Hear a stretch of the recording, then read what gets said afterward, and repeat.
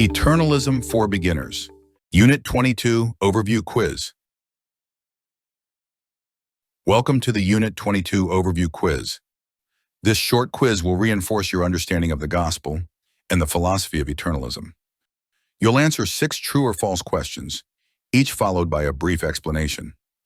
Then we'll conclude with a thought-provoking bonus question, where we explore the contextual nature of individual rights by asking, what 5 key factors must be in place for rights to be relevant?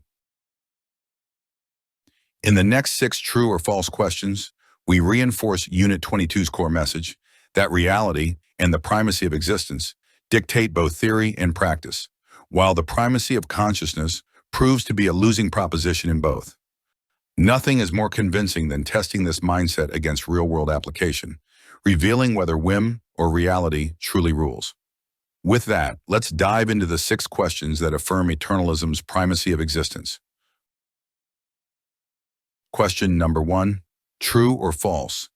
The Eternalism course motto, introduced in Unit 22, is abide and abound. Answer, true. Explanation. The unit introduces abide and abound as the foundational course motto, emphasizing the necessity of abiding by reality's laws before one can truly abound. Question number 2, true or false? The law of the harvest teaches that you reap what you sow, reinforcing the principle of abide and abound. Answer, true. Explanation. The law of the harvest is a natural law reflecting the principle that what we put into reality determines what we get out of it, aligning directly with abide and abound. Question number 3, true or false? The 2 fundamental paths mankind must choose between were first introduced in the Garden of Eden. Answer, false. Explanation. While choice plays a role in Eden, the fundamental division of paths discussed in Unit 22 is tied to the war in heaven, where the primacy of existence and primacy of consciousness first clashed. Question number 4, true or false? The sandbox illusion replaces the rock of reality with a make-believe reality. Answer, true. Explanation. The sandbox illusion represents the primacy of consciousness, where reality is believed to be shaped by thoughts rather than external truths. Question number 5, true or false?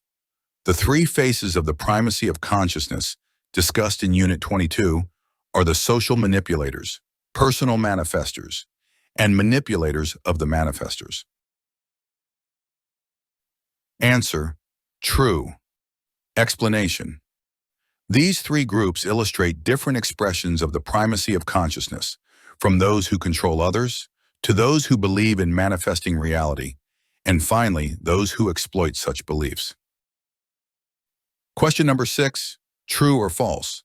The true key to the universe is found in positive thinking and the law of attraction, while manifesting to the universe an attitude of gratitude.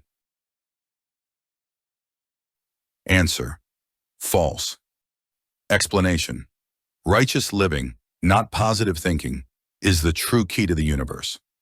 Abiding by the eternal laws of reality, not wishful thinking, leads to true success, abundance, and human flourishing in this world and the next. We continue linking our understanding of individual rights to the primacy of existence versus the primacy of consciousness, especially in light of the unlawful use of force by uncivilized predators, criminals, and tyrants. With that in mind, our bonus question is based on the idea that rights are best understood as contextual absolutes, not as non-contextual absolutes, as many rights advocates mistakenly claim. This raises the question, what 5 key factors must be in place for rights to be relevant? The point is this: if rights were truly non-contextual absolutes, they would apply in all circumstances, regardless of context, an idea that is not only problematic, but also tyrannical.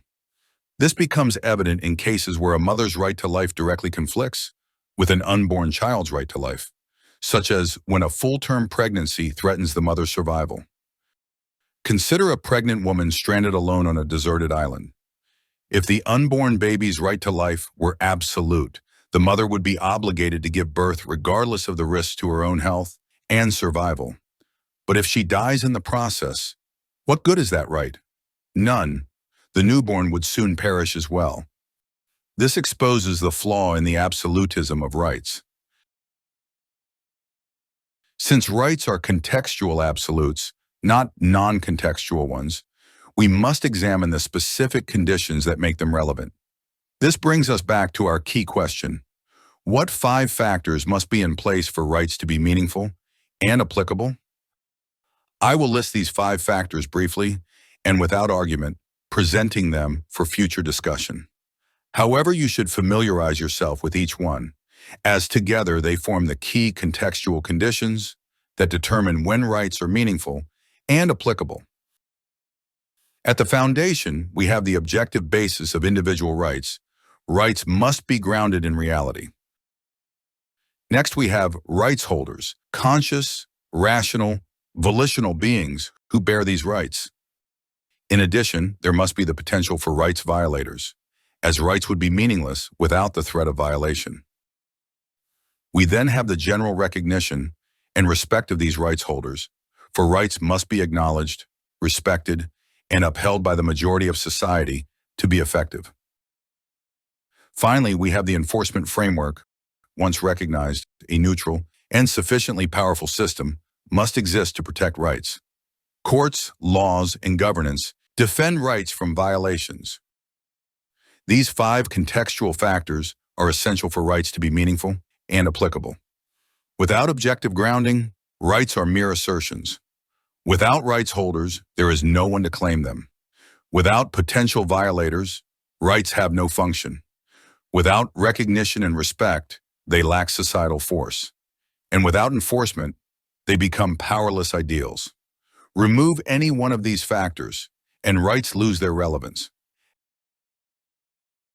As a final exercise, consider each of these 3 scenarios. Scenario number 1, a woman stranded alone on a deserted island. Scenario number 2, a pregnant woman stranded alone on a deserted island. And scenario number 3, 2 women, 1 pregnant, stranded on a deserted island with a ruthless and merciless pirate. Each scenario lacks at least one key factor, making rights irrelevant or meaningless in practice. Can you identify which of the 5 key factors are present and which are missing? This ends this Unit 22 overview quiz. Thank you for watching. Join us for Unit 23, where we'll start a new series of Eternalism podcasts titled Connecting the Dots. In the meantime, continue exploring the contextual nature of individual rights by asking which of the 5 key factors are present and which are missing in the 3 deserted island scenarios above.